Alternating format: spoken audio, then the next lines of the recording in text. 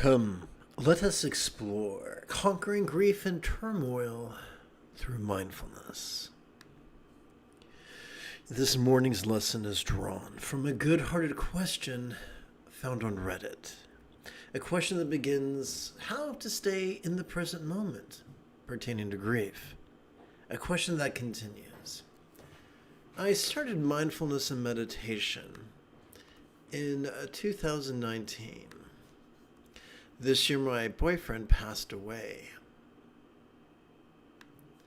due to cancer. And death makes it harder for me to find some stillness. So let's stop right here. Yes,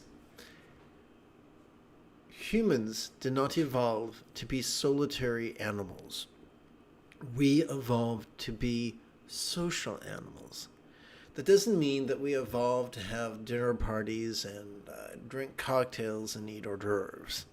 It means that our greatest strength is not our body. We are not fleet of foot nor strong of hand. We are not sharp of claw nor long of fang. But we have two things. We have big old brains and the ability to communicate. That's it. We have evolved in such a way that anything that undermines present or potential cooperation is extraordinarily terrifying and painful. The fact that you are in turmoil after the loss of your boyfriend proves that you most likely do not have a cluster B personality disorder. Congratulations, you most likely are not a psychopath, nor a sociopath, nor a more malignant narcissist. Well done, you. This is nothing to be ashamed of. Sadly, most people on this planet are currently enduring late-stage capitalism, which is in itself a mental illness, wherein people will find fault with those who are sick or grieving. That is preposterous. So please don't let the fools judge you for grief. Grief is a healthy, natural part of life. Anyone who tells you something else is most likely trying to sell you something. Good morning, Rebbe.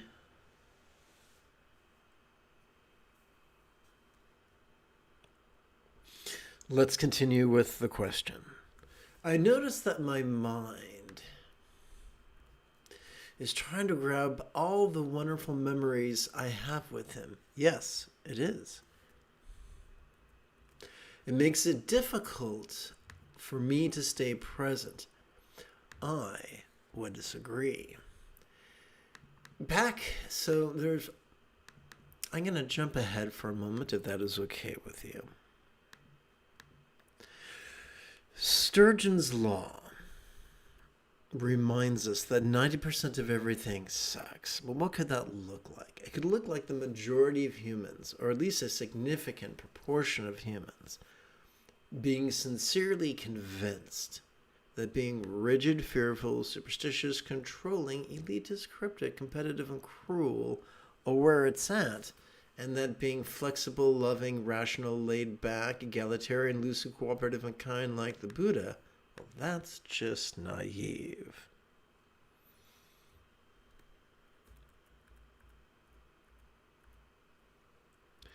These are the people who tell their students to focus on this location, to focus at this time, to focus on rights before you, and they call it mindfulness. But just because they call it mindfulness does not make it mindfulness. If you and I were to go for a walk and we were to stumble upon a steaming pile of doggy doo, and we pulled a 3x5 card out of our pocket and wrote down chocolate on it, and gingerly place the 3x5 card on top of the steaming mound of doggy doo? Would that change the appearance of the doggy doo? Would that change the scent of the doggy doo? No, it's still doggy doo, now with a label. Similarly, these people tell us to concentrate and focus on the present moment. But that's not mindfulness. Mindfulness is vulnerable and passive and visceral and random and fleeting. Mindfulness does not rely on your prefrontal cortex, the bit of brain behind your forehead. It relies upon your sympathetic and parasympathetic nervous systems along your spinal cord.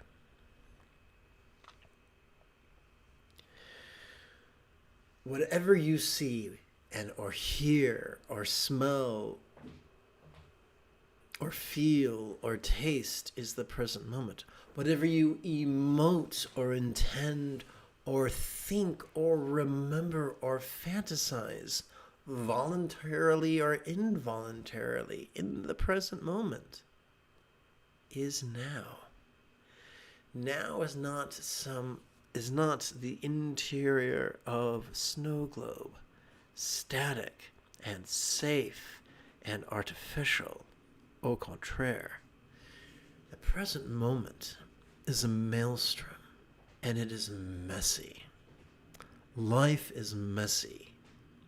We were born naked and covered in filth, and that is how most of us will die.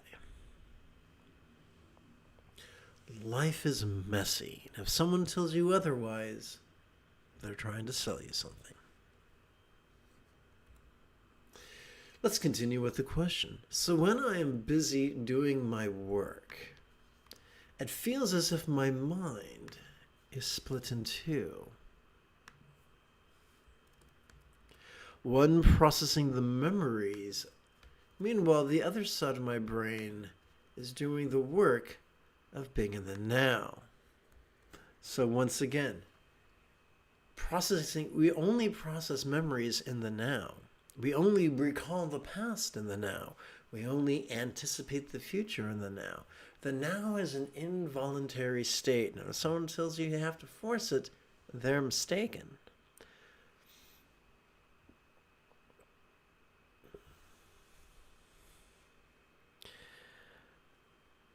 If someone tells you you should be able to work in the midst of grief, they are incorrect. And there's something very, very wrong. I live in the United States of America, and we have plenty of money to kill people. We have plenty of money to give weapons and all sorts of horrendous devices to people halfway around the world so they can kill people. We even have the money for our allies to have free education and single-payer health care. But we don't seem to have the money for the people in our country to have single-payer health care or free education or to be able to live without being murdered by a police officer. We live in a country where people are expected to act like office machines. Office machines that must be emotionless and behave perfectly until they are replaced by a newer, faster model, and then they are discarded. If you live in the country where I live, if you live in a country where you are not given time to grieve, and you're not given counseling to work through the grief, and you're not given support through the very, very human process of grief, that is a tragedy indeed.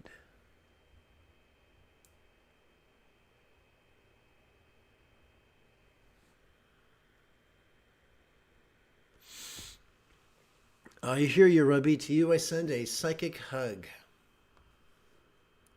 Let us continue. It is very exhausting having two impactful processors inside of me. I don't fight it, but it really gets me. out of reality sometimes. What is reality? Is reality only what our eyes can see, what our ears can hear, what our flesh can feel, what our tongue can taste, what our nose can smell? Is not reality also what we emote, what we intend, what we think, what we recall, what we dream? Any advice to stay in the present moment so I can focus on my work? I can give you advice to process your grief. It will not erase your grief, but will help you to cope with it and accelerate the healing process. You do not live to work. You work to live.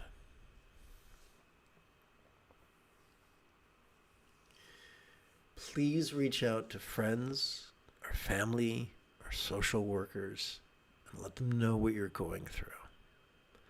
Please do not please do not participate in the dehumanization of yourself, in the transformation of you into a desktop computer.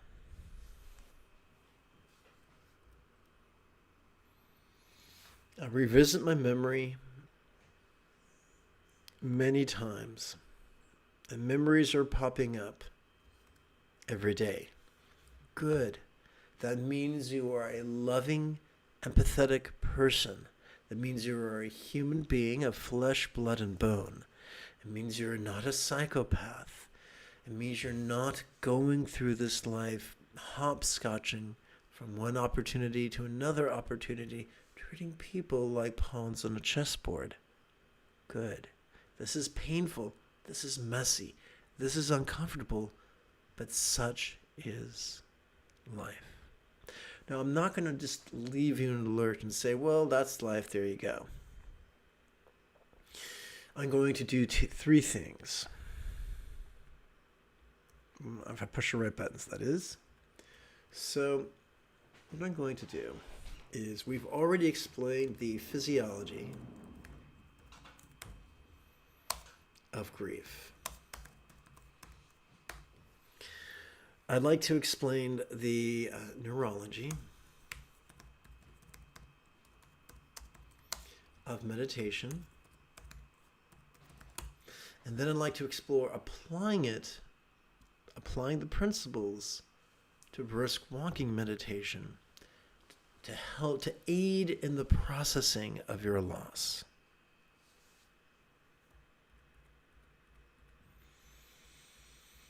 I must begin with what mindfulness and meditation are not. I know it seems odd, but it's a good place to begin. Most of us have been advised by books and by teachers to practice active focus and active analysis. These are known by many names. Some might call them focus or concentration or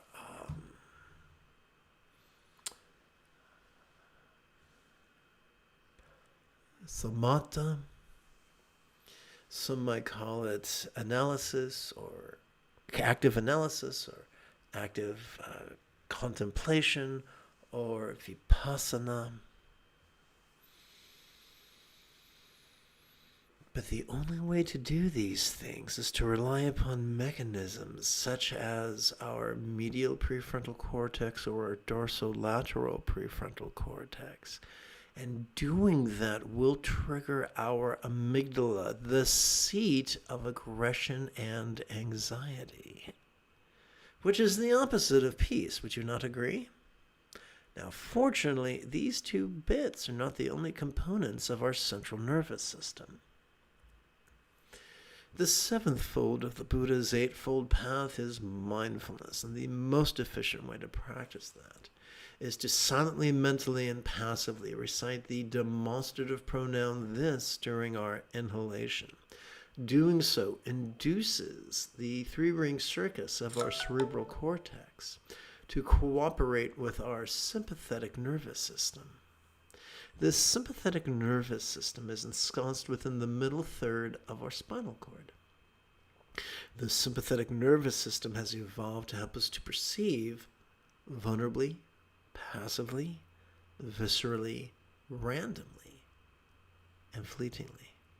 This sympathetic nervous system has evolved to help us perceive sights, sounds, sensations, flavors, scents, and the like, including emotions, intentions, thoughts, memories, and imaginings. Now, this could feel overwhelming, but don't worry, evolution's got your back, because the most efficient way to practice meditation, the eighth fold of the Buddha's Eightfold Path, is to silently, mentally, and passively recite the one-syllable verb ease during each exhalation. Doing so induces our cerebral cortex to actively cooperate with our parasympathetic nervous system. This parasympathetic nervous system is located in both the lower third as well as the upper third of that same spinal cord. That's right, folks, one-stop shopping. This parasympathetic nervous system has evolved to support both physical relaxation as well as mental release.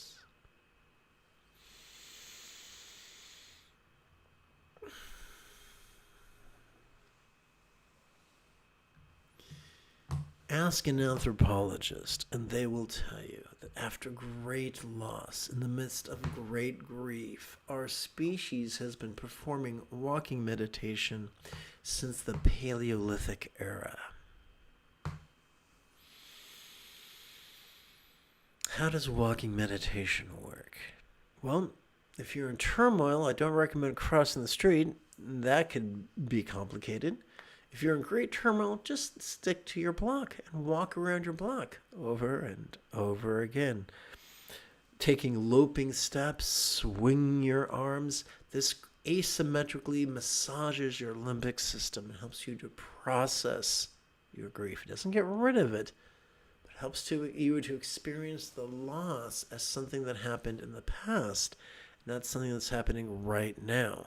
Trauma is experiencing the past as the present. It's not psychological, it's physiological.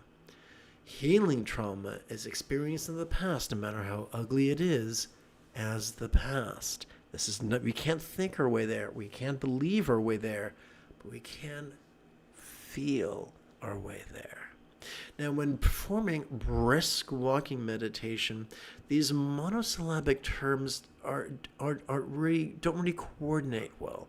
So I recommend during the inhalation, silently, mentally, and passively reciting the verb perceiving. During the exhalation, to silently, mentally, and passively recite the verb releasing. These are not affirmations. These are labels for processes that are already latent, they're already occurring. And by labeling them, we are inviting our brain to be part of the solution and not the exacerbation of the problem.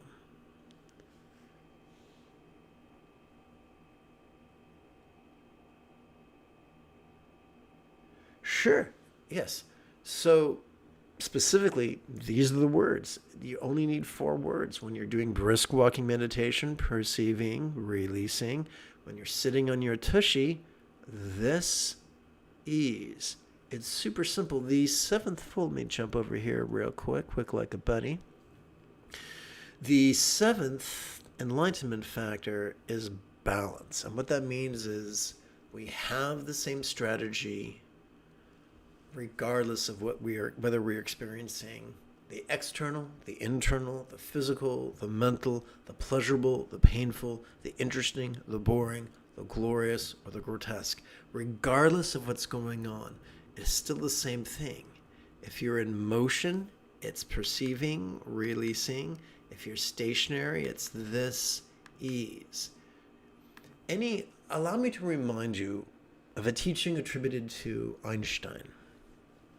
Any educated fool can make things more complicated, more difficult, and more violent. But it takes a lot of courage and a little bit of genius to move in the opposite direction. That which is most useful is that which is most simple. Leonardo da Vinci insisted that the zenith, the utmost of elegance, was simplicity. So I think it could be lovely if together as a team we did a bit of chanting, a bit of a warm-up, a bit of a meditation, and a bit of a cool down. And let's do that together as a team after approximately 30 seconds of housekeeping.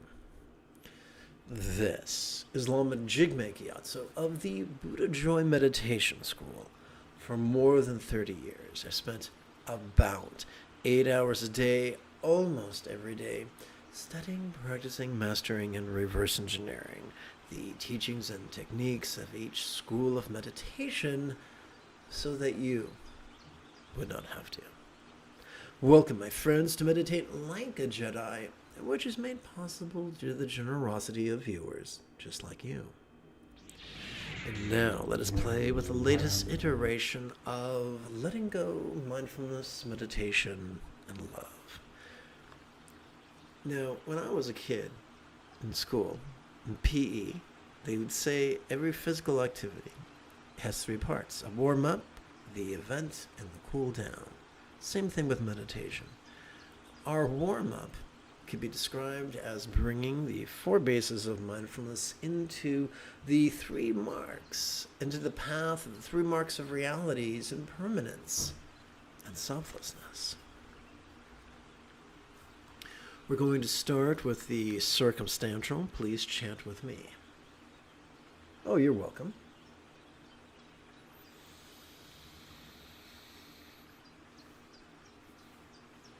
Oopsie, gotta push it. Never mind.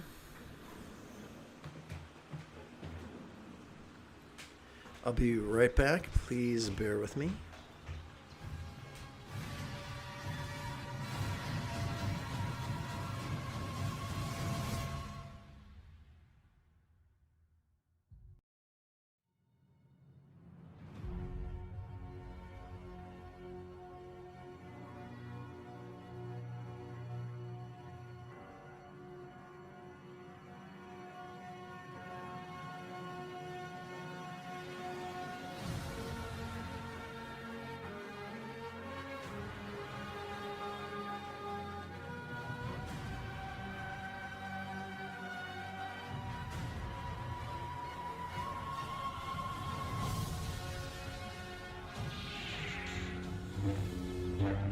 Okay, thank you for your patience.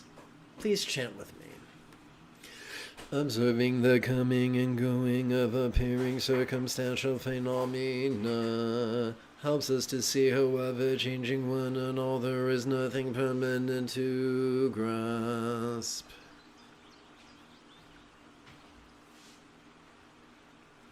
We're going to take all these words and compress them down to just 6 syllables that we're going to divide between our inhalation and our exhalation.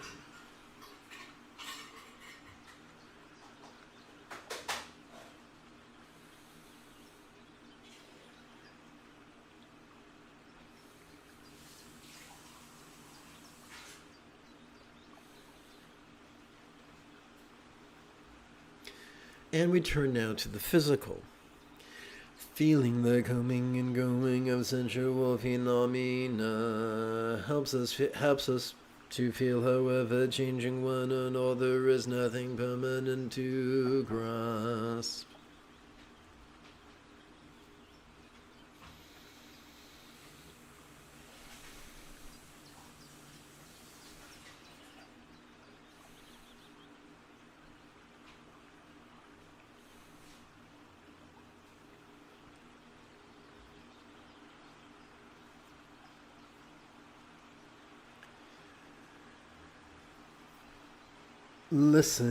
We turn now to the interpersonal.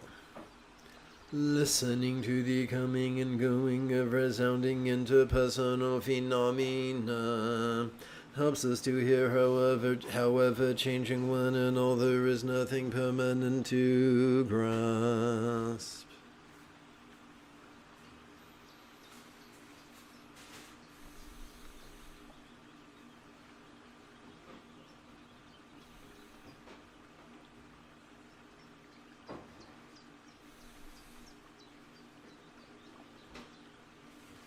And we conclude our warm-up with the mental.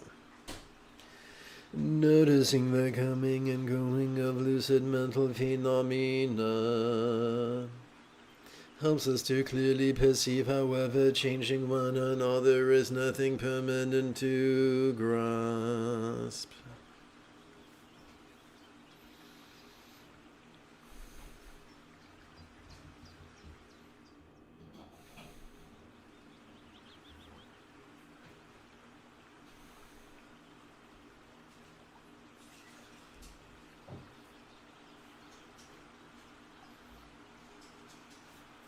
Now we come to the main body of this morning's practice, where we,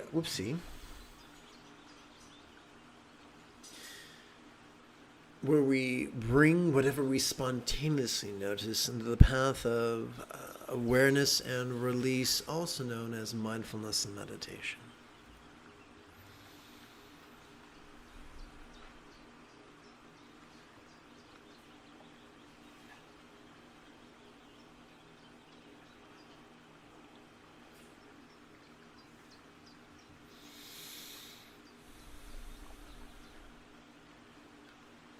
So I think it could be quite lovely if we performed 4 collections of 12 sets of 12 repetitions. How do we do that? This is what I call Bengali crease counting, and if I wanted to be fancy and put it in Sanskrit, I would use the phrase mudra anuyoga, but I won't.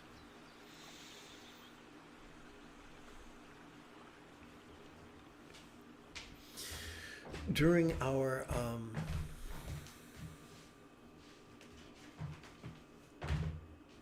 so as we inhale, as silently and mentally we recite the demonstrative pronoun this, we can advance the tip of our right thumb upon our right little finger and move it up, advance it until it comes to our right index finger. Let's do this together as we practice this ease.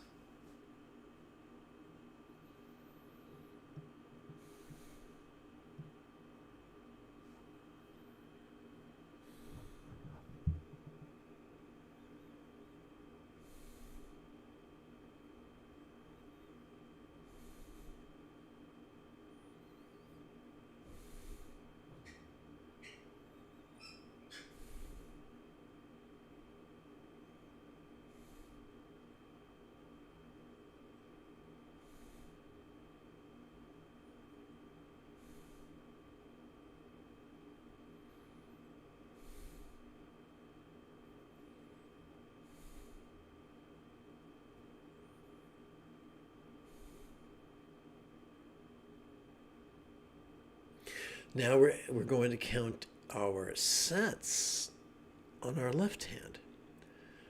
First set, second set, third set, fourth set of 12 repetitions, fifth set of 12 repetitions, and the like. So we're going to keep track of what collection we're on. Remember, we're on 4 collections with our knuckles. We're going to rest the great knuckle at the base of our right little finger upon the tip of our left little finger for the first collection, for the second collection, for the third collection, for the fourth collection. Now, could this seem overwhelming? Of course I could. But persist with this once every 12 hours for a week or two, and you will have mastered the entire set of instructions. Or at least you could have.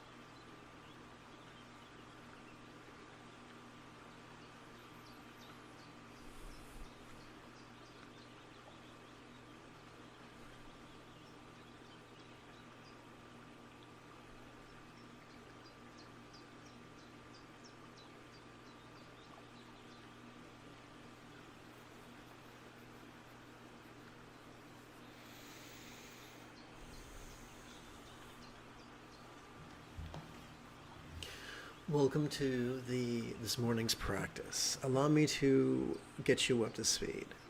The most efficient way to practice mindfulness is to silently, mentally, and passively recite the demonstrative pronoun this during each inhalation. Doing so induces the three-ring circus that is our cerebral cortex to actively cooperate with our sympathetic nervous system. Ensconced within the middle third of our spinal cord, it has evolved to help us to perceive vulnerably, passively, viscerally, randomly, and fleetingly. Similarly, the most efficient way to practice meditation is to silently, mentally, and passively recite the one-syllable verb ease, and to do so during our exhalation. It helps to induce our cerebral cortex to cooperate with our parasympathetic nervous system, which is ensconced within both the lower third as well as the upper third of our spinal cord. This parasympathetic nervous system has evolved to help us both physically relax as well as mentally release.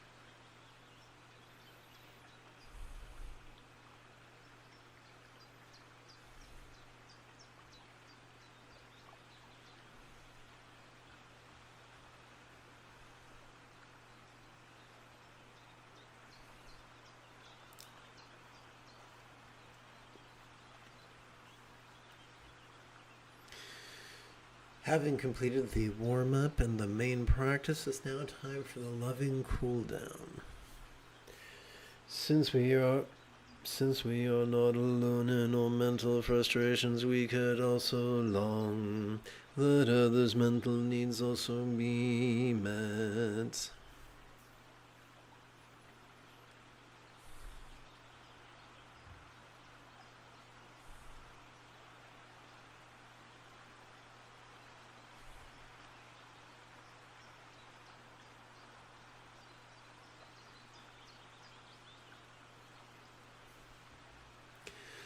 Since we are not alone in our interpersonal frustrations, we could also long that others' interpersonal needs also be met.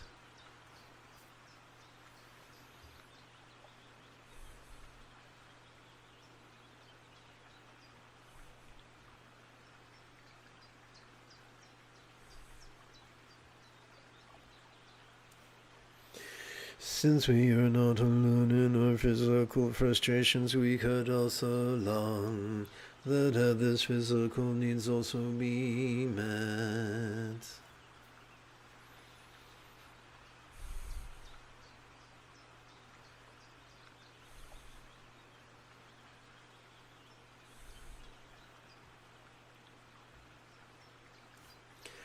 Since we are not alone in our circumstantial frustrations, we could also long that other circumstantial needs also be met.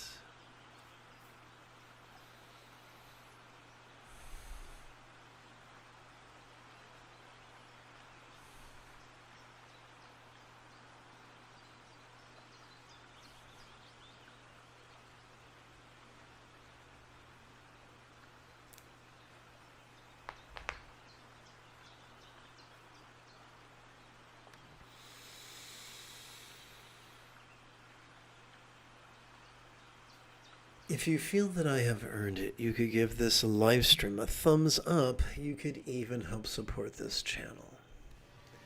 In approximately 9 hours, I would very much like to return to lead today's evening meditation class and group practice. And if you are as geeky as me, may the Force be with you always.